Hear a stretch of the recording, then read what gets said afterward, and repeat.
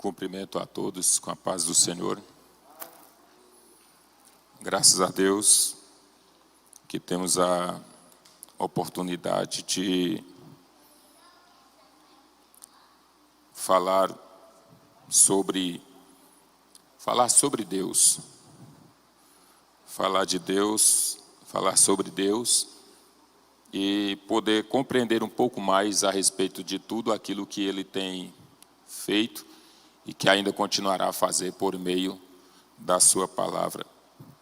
Deus abençoe ao pastor Edmundo pela oportunidade, nosso pastor, ao evangelista Samuel pelo convite e ao que seria o ministrante de hoje, que bondosamente fez a permuta comigo para o próximo domingo, para que eu pudesse estar aqui.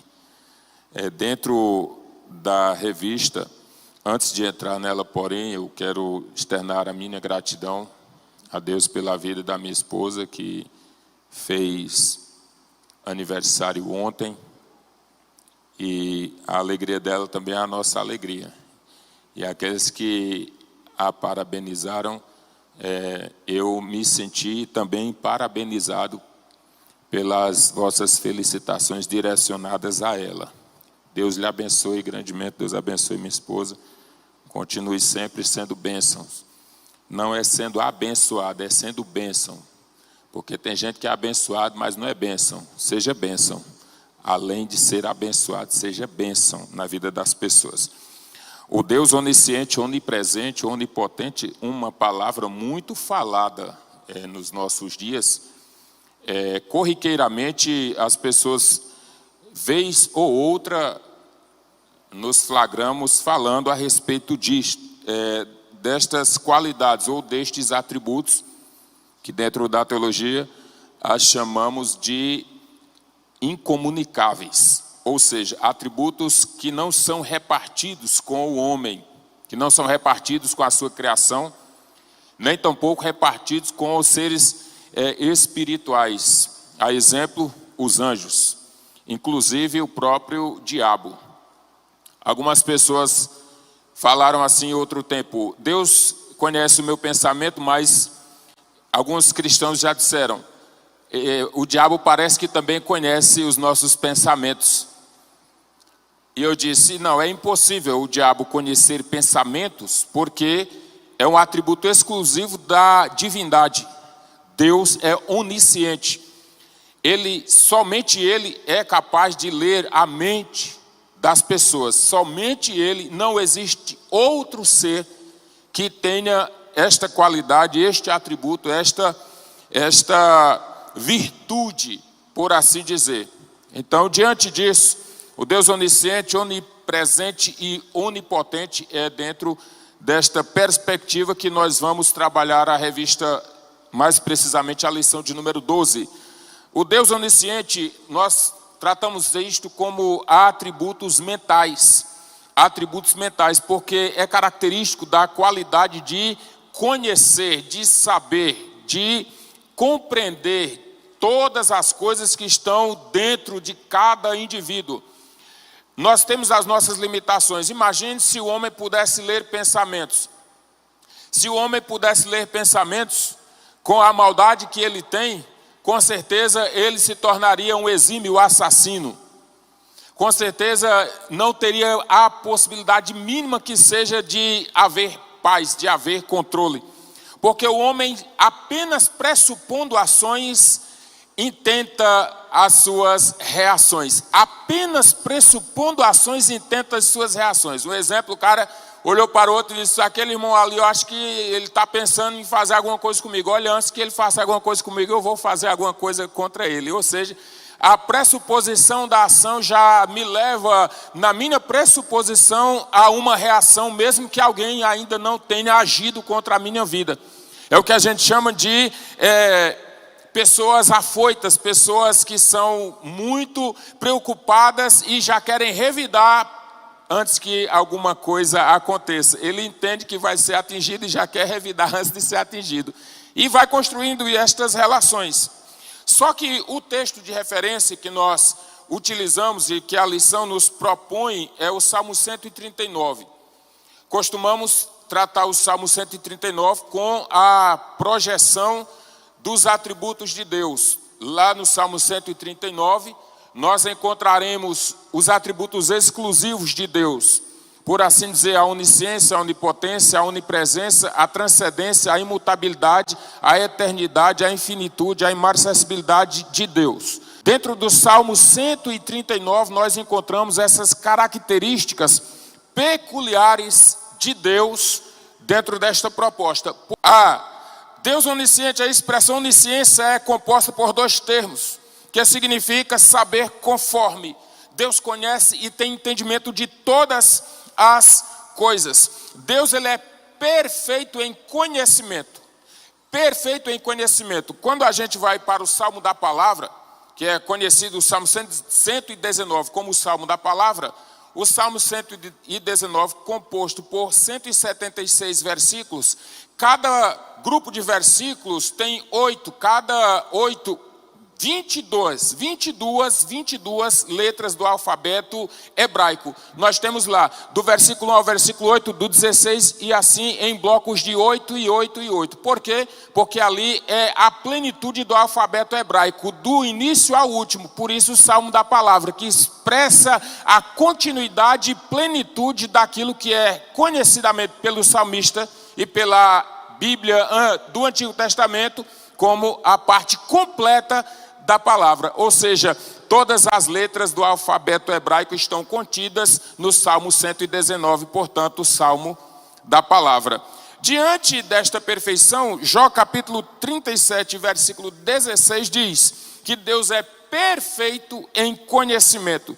1 João capítulo 3, versículo 20 diz que Deus conhece todas as coisas. Deus não está limitado à minha forma de expressar. Ele sabe de tudo, mesmo que os homens não compreendam nada e não saibam nada do que estão falando. Deus, no entanto, é conhecedor de todas as coisas. No tópico 1.1, e não há criatura alguma encoberta diante dele. Algumas pessoas pensam que se passam desapercebidos por Deus, que Deus em certo ponto não ouviu, não entendeu, não a compreendeu. Não existe um tempo em que Deus não ouviu, em que Deus não entendeu, em que Deus não compreendeu. Não existiu este tempo. A onisciência de Deus faz saber a intenção do nosso coração. Alguém, certa feita em discussões teológicas, disse: Jesus esvaziou a si mesmo, então ele deixou de ser Deus. Não. Ele esvaziou de si mesmo no sentido de deixar a sua glória e fazendo semelhante aos homens. Mas ele não deixou de ser Deus. Se ele deixasse de ser Deus, ele perderia a sua onisciência, a sua onipresença, a sua onipotência, a sua transcendência, a sua imutabilidade. Ele perderia as características peculiares da divindade. Ele não deixa de ser Deus. Ele apenas nivela-se ao padrão humano, para que os homens se tornem pessoas capazes de relacionar-se com Ele. É o que a gente chama do Deus cognoscível. Ele é um Deus que tem a capacidade de fazer com que os homens se relacionem com Ele. Por isso que na Bíblia a gente vai encontrar figuras de linguagem como o antropoformismo. A Bíblia não se contradiz, mas quando diz assim: Deus não é homem para que minta, nem filho do homem para que se arrependa. Aí Gênesis capítulo 6 diz: e se arrependeu Deus de ter feito o homem. Ora, se Deus não é homem para que minta, nem filho do homem para que se arrependa, como é que a Bíblia então diz que Deus se arrependeu? É porque o arrependimento de Deus é uma figura de linguagem, para que ele se torne comunicável e conhecido pelos homens. A figura de linguagem antropoformismo, que é atribuir qualidades humanas a Deus, a fim de que o Deus, ao ser analisado na perspectiva das qualidades humanas, seja passível de conhecimento. Ou seja, quando eu digo, eu me arrependo, então, Deus se arrependeu. Qual é a ideia de arrependimento que eu tenho? Dentro da ideia de arrependimento que eu tenho, eu vou construir uma ideia de arrependimento de Deus. Então, se eu como homem me arrependo, Deus se arrependeu? Não. Eu entendo agora o que é arrependimento, porque Deus se fez conhecer a mim. Então eu tenho a compreensão plena do que significa arrependimento. É uma referência. Ou seja, se Deus, sendo Deus, foi capaz de se nivelar conosco para comunicar conosco, quem somos nós que não somos capazes de nos nivelar com alguém a fim de relacionar com elas mesmas? Se você não for capaz de se nivelar alguém para se relacionar com elas, você está fora do propósito de Deus. Isso significa dizer que pessoas que se acham em outro nível, que não se relacionam mais com ninguém, porque entendem que o seu nível é macro, é superior, é o suprassumo do conhecimento e da sabedoria, e é incapaz de ouvir uma pessoa na sua mais simples palavra pronunciada. Isto significa dizer que quando nós nos nivelamos com alguém a fim de nos relacionarmos com ela, estou manifestando um caráter da divindade, o caráter que relaciona, que faz com que você desça de onde você está para se relacionar. Isto nós chamamos de humildade. Capaz de descer ao nível de alguém para se relacionar com ela. Porque ninguém aqui é superior a ninguém. Todos nós estamos no mesmo patamar da insignificância quando o assunto é Deus.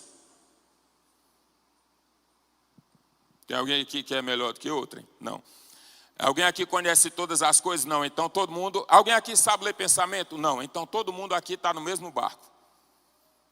Essa pessoa que está do seu lado, ela é igualzinha a você, com características distintas, com peculiaridades, cada um com a sua projeção, mas em âmbito de espiritualidade, em proposta de criação divina, como filhos, nós somos todos iguais. Não há melhor e não há pior. Aí quando é que nós conseguimos, pelos atributos mentais, chegar a um conhecimento de Deus? Primeira carta aos Coríntios, capítulo 2, versículos 10 ao 12. Primeira carta aos Coríntios, capítulo 2, versículos 10 ao 12. Se puder projetar, por favor. 1 Coríntios, capítulo 2, versículos 10 ao 2. Quem é que comunica isto? Porque Deus ele tem o meio de comunicação de Deus para com a sua criatura. Olha lá, está escrito, vamos ler. Mas Deus nolas revelou pelo seu, porque o Espírito penetra todas ainda as profundezas continue. Porque qualquer dos homens sabe o quê?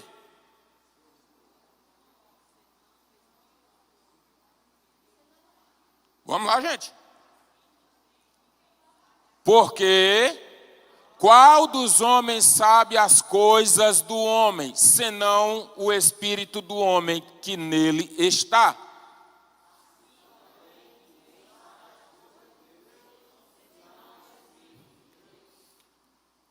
Deus é onisciente, o Espírito, sendo o Espírito de Deus, sendo Deus, como pessoa da triunidade, logo, este Espírito habita em quem?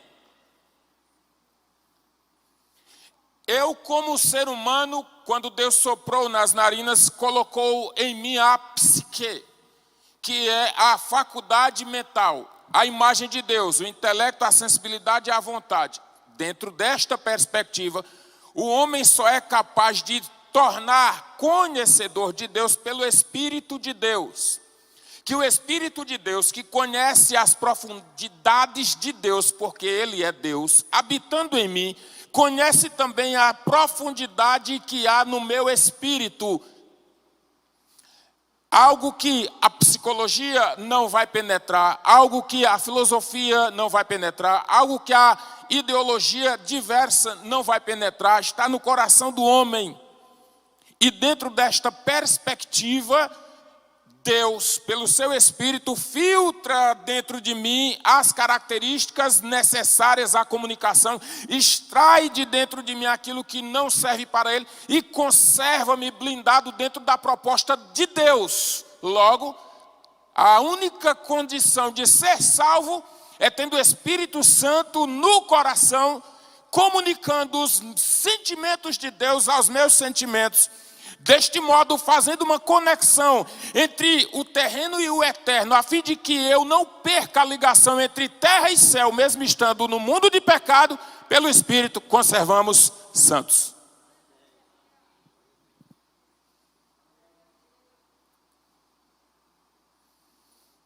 Então, Deus é luz. A luz em Deus, segundo a primeira epístola de João, capítulo 1, versículo 5, Deus é luz. A luz sugere pureza moral. Dentro dessa luz, nós temos a qualidade de conhecer, porque é a claridade que torna visível as coisas que estão ocultas. É por isso que quando alguém vai dizer aluno, a palavra aluno significa sem luz. Então, todas as vezes que for se dirigir a uma classe de estudantes, se for possível, evite a palavra aluno. Você está literalmente dizendo, ou sem luz, vem para a claridade do conhecimento, ou desprovido de graça intelectual, vem para o patamar do conhecimento. Então, a gente costuma chamar muitos outros de aluno e, de certa forma, até soa pejorativo. Ei, aluno! Você está dizendo, você precisa de luz, você está sem luz. Então, a luz de Deus clareia o nosso entendimento. Quando clareia o nosso entendimento, nós conseguimos enxergar a luz que é Ele pelo seu Espírito. Daí vamos compreender porque Hebreus capítulo 4, versículo 12 diz assim, porque a palavra de Deus é mais penetrante do que a espada de 2 gumes. E ela penetra e faz a divisão entre as juntas e medulas. Isto é uma questão física. E entre a alma e o espírito. Isso é uma questão espiritual. E faz a separação, e ela é apta para discernir o quê? As intenções de quê? Do coração. Ou seja, Jesus é a palavra, o Espírito é de Deus, o Espírito se revela por meio da palavra, fala conosco na palavra, e quando a palavra entra em mim, então eu consigo relacionar-me com esse Deus que é onisciente. Não quer dizer que eu vou saber de tudo, mas você não precisa saber de tudo, você precisa apenas compreender a vontade de Deus ao seu respeito. Ok? O Deus onipresente. Aquele que está presente em toda parte ao mesmo tempo. Ou poderíamos dizer, classificar da seguinte forma: Deus preenche todos os espaços. Deus preenche todos os espaços.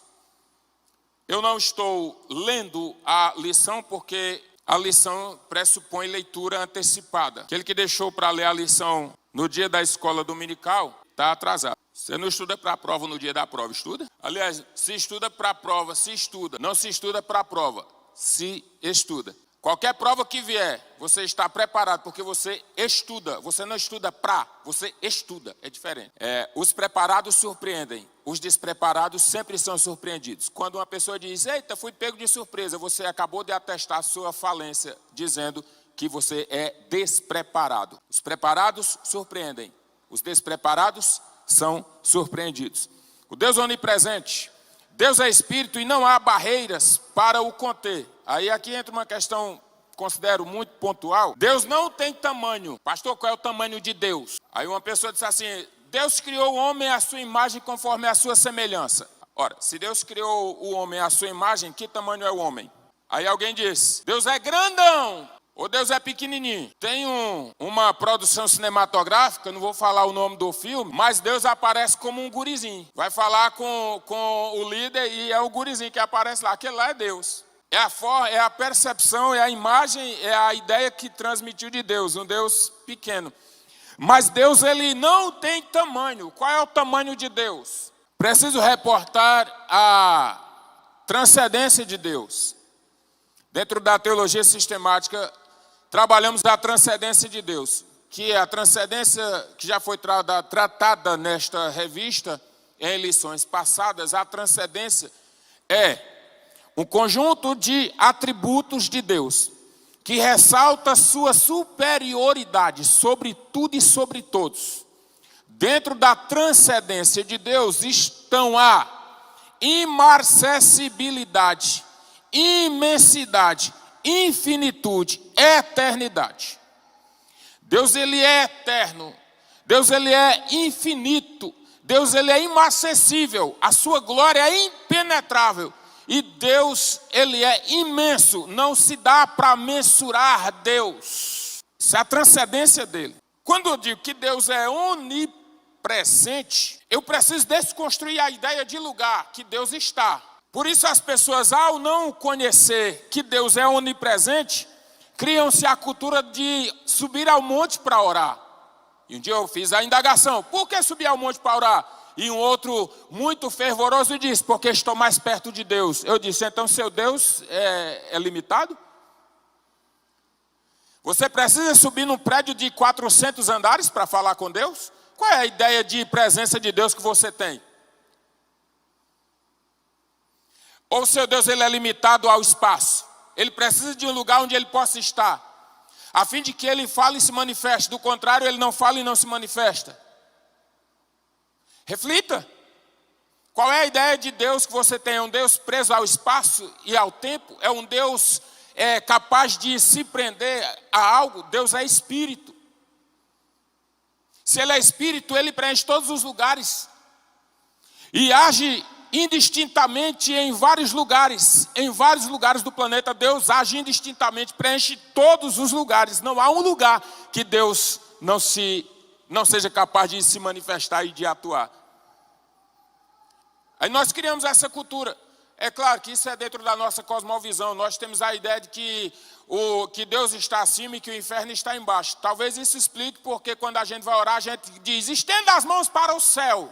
Ora, o céu é o firmamento. Temos a ideia de que ao estender a mão para o céu, Deus está lá para pegar na minha mão porque eu levantei a mão. De modo que aquele que não levantar a mão perde a bênção. Ora, Deus é um Deus que depende do seu braço levantado para te abençoar? Se assim for verdade, logo ele é um Deus preso ao espaço. De modo que se você não estender, ele é incapaz de lhe alcançar. E você precisa estender para ele te alcançar.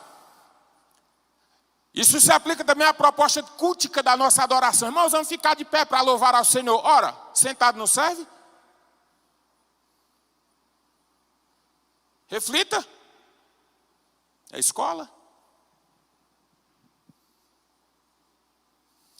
A proposta wesleyana: aceite Jesus. Primeiro, Jesus não vai ser aceito. Eu que tenho que ser aceito por ele, porque Jesus não estava perdido, era eu que estava perdido. Irmão, eu aceitei Jesus hoje. Não, foi o contrário, Jesus te aceitou hoje. Criou em você a capacidade intelectual de conhecer que ele é o Senhor da sua vida e, portanto, você o aceitou. Não, ele te aceitou e você reconheceu a aceitação dele na sua vida. Aí, levante a sua mão como ato de rendição e aceite Jesus. Não.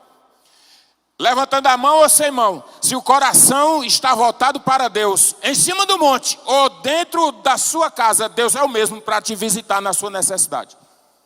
Deus não está preso ao espaço e ao tempo, ele está olhando o coração do que é fiel, independente de onde você esteja. Se for fiel, ele vai te visitar onde você estiver. Não se preocupe. A condição é estar íntegro diante de Deus.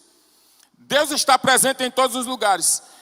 Leia ou projete, por favor, Jeremias capítulo 23, versículos 23 e 24. Jeremias capítulo 23, versículos 23 e 24.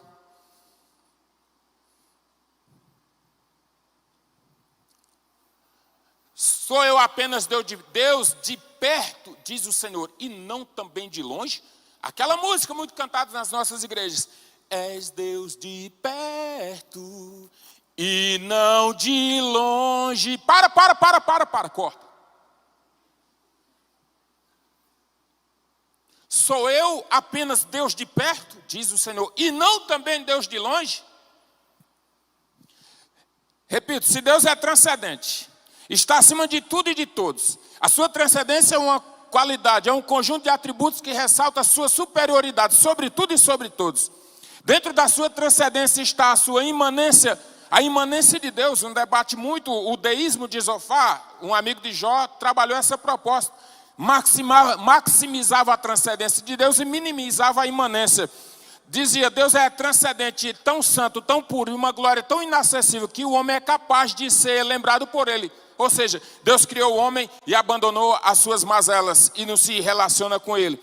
Mas dentro da transcendência está a imanência, que é o quê?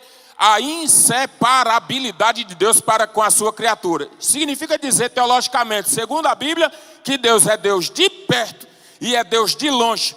Claro que noção de distância é pontuada a partir da minha percepção, porque para Deus não há perto e não há longe, não há grande, não há pequeno. Deus é imenso. Para Ele, o Senhor, um dia é como 1000 anos, e 1000 anos é como um dia. Por quê? Porque não está preso ao tempo e não ao espaço.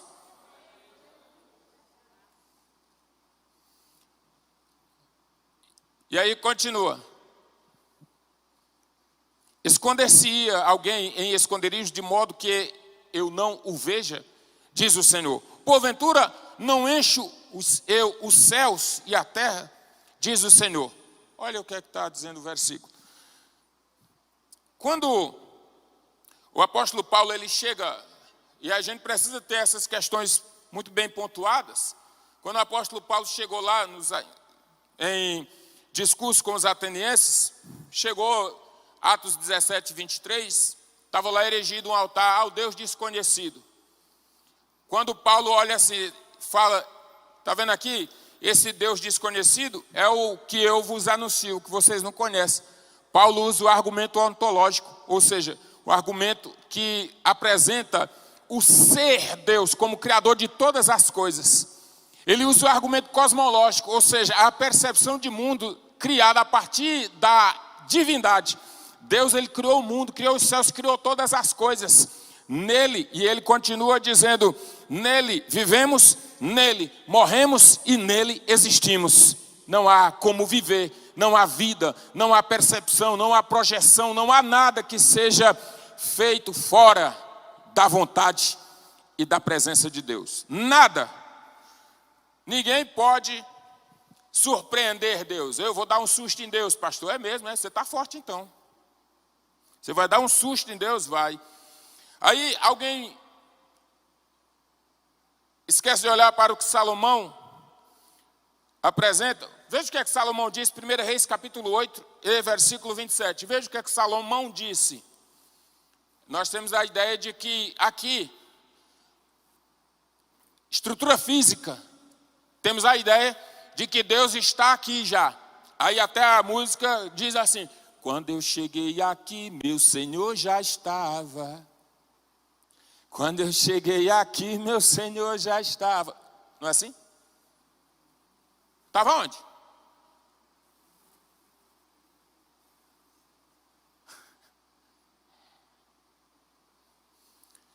Ele é Deus onipresente, ocupa todos os espaços. Mas ele usa cadeiras? Ele usa paredes? Ele usa janelas? Ele usa pessoas. Se não havia pessoas aqui, me diga qual o propósito de Deus agir em uma igreja vazia.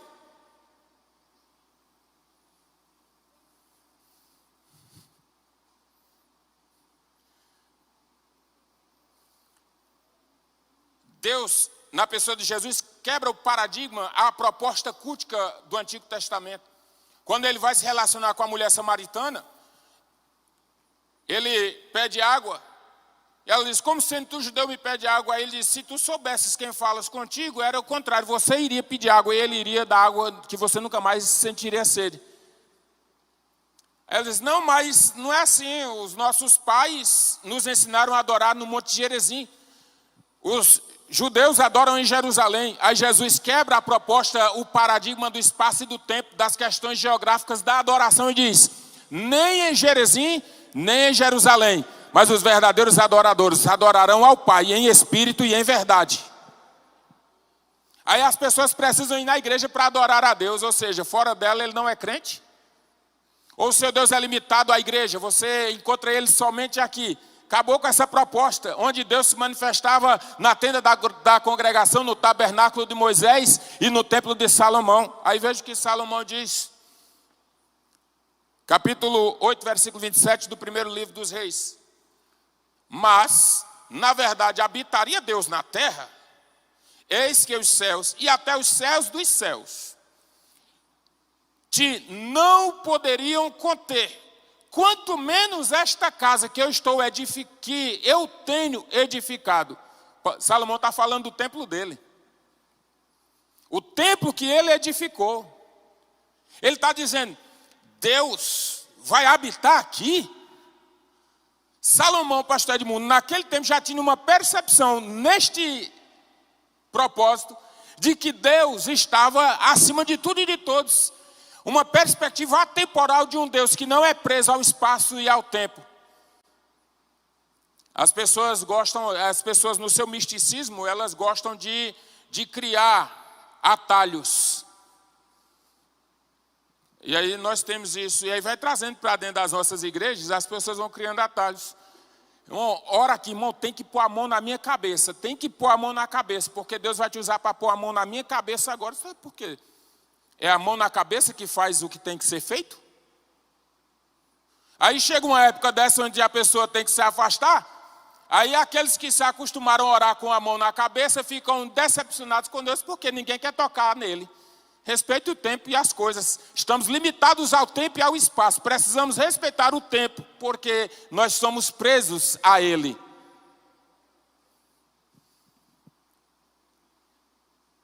O Deus onipotente. Alguém aqui já tentou surpreender Deus? Não, né? Muito bem. Então os crentes que são fortes, irmão, ele quer surpreender Deus. Rapaz, ó, eu vou surpreender Deus hoje. Deus sabe de tudo. Deus, ele deixa você bem à vontade. Fica igual um pai, correndo atrás do filho. Ou o filho correndo atrás do pai. Gesiel, evangelista Gesiel, jogador de futebol. O Gustavinho, se inventar de correr atrás dele, ele vai conseguir alcançar o senhor? Irmão Gesiel, não vai. Aí o senhor corre e ele corre atrás. Ele entende que está ali alcançando. Ele não sabe que o senhor reduziu a velocidade. Aí o senhor vai deixar ele te pegar. Quando ele te pegar, ele vai se sentir um campeão. Eita, alcancei meu pai. Vai se sentir um campeão. Por quê? Porque na percepção da criança, ele conseguiu chegar ao nível do pai. Mas é porque o pai, conhecendo as limitações da criança, reduziu o passo e se nivelou de certa forma com o seu nível físico e estrutural. A criança vai achar que está conseguindo e que manda em alguma coisa. No final das contas, não manda em nada. Ela não sabe que o pai deixou, mas só alcançou porque o pai deixou. É assim que Deus faz. Deus, ele termina se nivelando a nós. Por meio de quem? Cristo Jesus. O Deus onipresente, onisciente, onipotente, se nivela ao patamar dos homens, a fim de que consiga esses homens, a partir de então, andar na direção de Deus, no propósito certo. Não porque eu posso, mas porque Ele fez com que eu tivesse esse direito. Não pela minha força, porque não tenho. Não pela graça que eu tinha, porque eu era um desgraçado. Mas pela bondade e infinita misericórdia dEle, me alcançou. E hoje tenho acesso livre a esta graça por meio de Jesus Cristo, o nosso Senhor. O Deus onipotente. Nós temos, Deus tem todo o poder no céu e na terra. Quem disse esta palavra? Nós temos maravilhas naturais e maravilhas especiais. Maravilhas naturais, Gênesis, criação do mundo. Maravilhas espirituais, 2 Coríntios capítulo 4, versículo 6. Onipotência não implica poder de fazer aquilo que não é objeto do poder. Pastor, Deus tem todo o poder? Tem. E o que é que Deus não pode fazer? Aquilo que não é objeto de poder. O que é que não é objeto de poder? Aquilo que venha ferir a sua essência. Significa dizer que Deus não pode mentir. Deus não pode morrer e Deus não pode pecar. Deus não pode mentir, não pode morrer, não pode pecar. Simplesmente porque o seu caráter de todo-poderoso, a sua essência é a essência de vida e não pode negar a essência. Exemplo, quando Paulo fala a Timóteo, Deus é fiel. Ainda que sejamos infiéis, Ele contudo permanece fiel, porque não pode negar a si mesmo. Fidelidade é a essência de Deus. Qualidade de atributo moral, chamamos de atributo comunicável de Deus. Ele é, eu posso ser. Ele tem, eu posso ter. E por aí vai. Dentro desta proposta da onipresença, Mateus capítulo 28, versículo 18, leia por favor, ou projete ali por favor. Está a referência de 1 Coríntios, de 2 Coríntios, agora Mateus 28 e 18.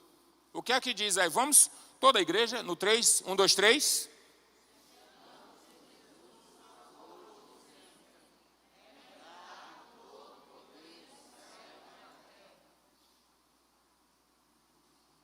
É-me dado todo o poder no céu e na terra. A revista, a Bíblia de edição Nova Versão Internacional, a NVI, particularmente gosto de trabalhar com ela também, chama de toda a autoridade. Foi-me dado no céu e na terra. A palavra autoridade, exousia, que vem de ex, extrair, tirar, e a outra parte complementar, do ser, ou seja, extrair do ser Deus, extrair dele, isso é uma questão ontológica, extrair dele, o que? A autoridade, qual? Total autoridade, todo o poder, toda a autoridade, foi-me dada aonde? No céu, esfera espiritual, e na terra, esfera material. Diante disso, a essência comunicada pela autoridade manifesta persuasão e domínio, capacidade de imposição da sua vontade. Nisto consiste a natureza absoluta de Deus, pois Ele é a própria fonte, a origem de toda a autoridade. O que passar disso é apenas uma suposição humana de poder. A autoridade é aquilo que cria, é aquele que gera, aquilo que dá existência.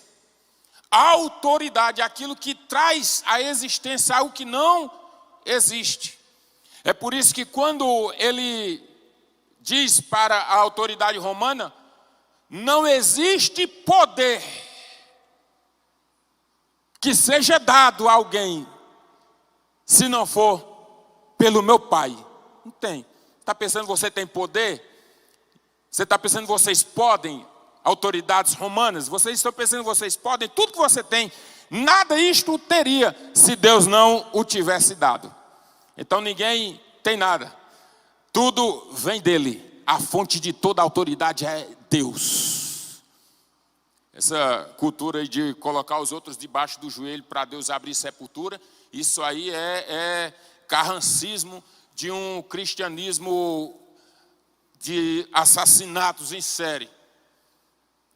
Lembra que o povo tinha essa cultura? Eu vou colocar você debaixo do meu joelho. Deus é o Deus que abre cove, abre sepultura e tal. Aí os irmãos ficavam com medo danado. Ou por acaso você vai orar e vai fazer igual. Um dia João quis cair nessa besteira aí de falar para Jesus assim: Jesus, quer que a gente faça como Elias? O quê? Mande descer fogo do céu e matar aquele povo lá que não recebeu a gente na aldeia de Samaritano. Ficou zangado. Jesus disse: que isso, rapaz? Para com isso. Quem não é por mim é contra mim. Quem é comigo não ajunta, espalha.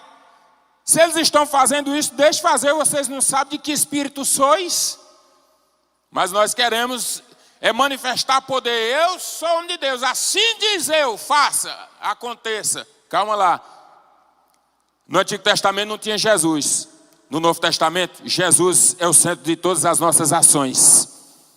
E em Cristo as nossas decisões devem ser decisões pontuadas dentro da vontade dele em nós. O Espírito está em você, está em mim. Ele comunica a Deus aquilo que eu estou passando. E comunica de Deus para mim aquilo que o Senhor pensa a meu respeito. Deste modo, com a conexão do Espírito Santo por meio de Cristo, eu consigo viver a vontade dele, mesmo sem saber qual é a vontade exata dele ao meu respeito, mas consigo compreender e viver dentro da sua vontade. O que ele tem para mim é isso, então eu aceito, porque se vem de Deus é porque é bom. Ok, igreja? Já caminhando, o nosso tempo já esgotou. E eu estou limitado ao tempo. E dentro disto, a conclusão diz: o intelecto humano é pouco para alcançar o entendimento pleno dos atributos da onisciência, onipresença e onipotência de Deus. Mesmo Deus tendo todos esses atributos, ele decidiu se revelar ao ser humano e com ele se relacionar.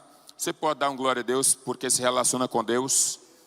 Mesmo não tendo nada do que Deus tem, ele se nivelou em certo sentido comigo, a fim de que me tornasse uma pessoa capaz de relacionar-se com ele. Não pelo que tenho, mas pelo que ele é. E faz com que eu seja também alguém aqui em representação dele.